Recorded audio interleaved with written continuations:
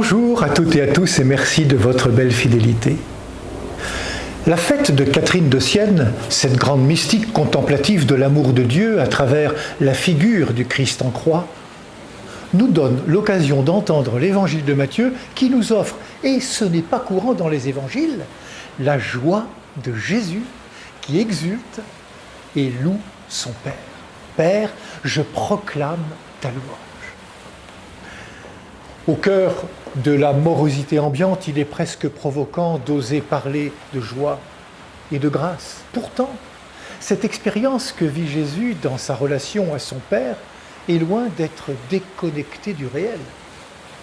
Jésus, rempli de la grâce, est tout entier tourné vers le monde des humains et tout particulièrement de celles et ceux dont le fardeau est lourd à porter. Venez à moi, vous tous qui peinez. J'aime ce que disait ce moine de Tamier décrivant l'état de grâce du Seigneur. Il y a dans nos vies, dit-il, parfois des moments, je dirais, de plénitude. Des moments où notre cœur nous semble trop petit pour recevoir la lumière, la grâce, la plénitude qu'il nous est donné de percevoir. Des moments où la certitude qui nous envahit nous comble de joie, où l'on est sûr que le bonheur que nous ressentons, c'est déjà une présence de l'éternité et qu'un jour ce bonheur sera sans fin. C'est l'expérience que vit Jésus. Il reçoit sa mission de son Père. Tout m'a été remis par mon Père. Une mission qui concerne chacun d'entre nous. Une mission qui concerne notre vie, notre bonheur, notre avenir. Merci de nous faire partager en ce jour l'émerveillement de Jésus. Au commencement de cette journée, qu'il est bon d'accueillir ces louanges de Jésus comme autant de petites lumières qui vont éclairer notre route. Alors, regardons Jésus, celui que l'Évangile décrit comme doux et humble de cœur.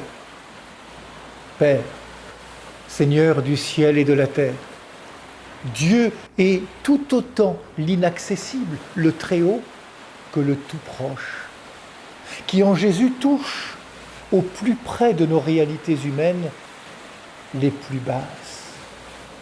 Il est le Créateur et le serviteur. Personne ne connaît le Fils sinon le Père et personne ne connaît le Père sinon le Fils. Quelle est belle cette intimité entre le Père et le Fils. Il y a au cœur de cette relation le plus grand mystère d'amour. C'est là que Jésus est confirmé dans sa mission d'être le visage du Père. Qui m'a vu a vu le Père. Le secret de son cœur doux et humble, de son cœur d'enfant, c'est parce que son cœur, c'est le cœur de son Père. Et qu'il veut nous partager ce bonheur d'être tellement aimé par son Père. N'avons-nous pas besoin de nous savoir aimer ? Jésus fait aussi l'expérience d'être celui qui peut offrir le repos à tous les affligés, à tous les souffrants, à tous les mal-aimés, en offrant l'amour de son Père, mais aussi en nous invitant à marcher avec lui, en devenant ses disciples, en communion à sa vie, nous participions avec lui à cette plénitude, à cette bienheureuse communion d'amour avec son Père, car il le sait, c'est cela le vrai repos. En vérité, tu nous as fait pour toi, Seigneur, et notre cœur est sans repos tant qu'il ne demeure en toi.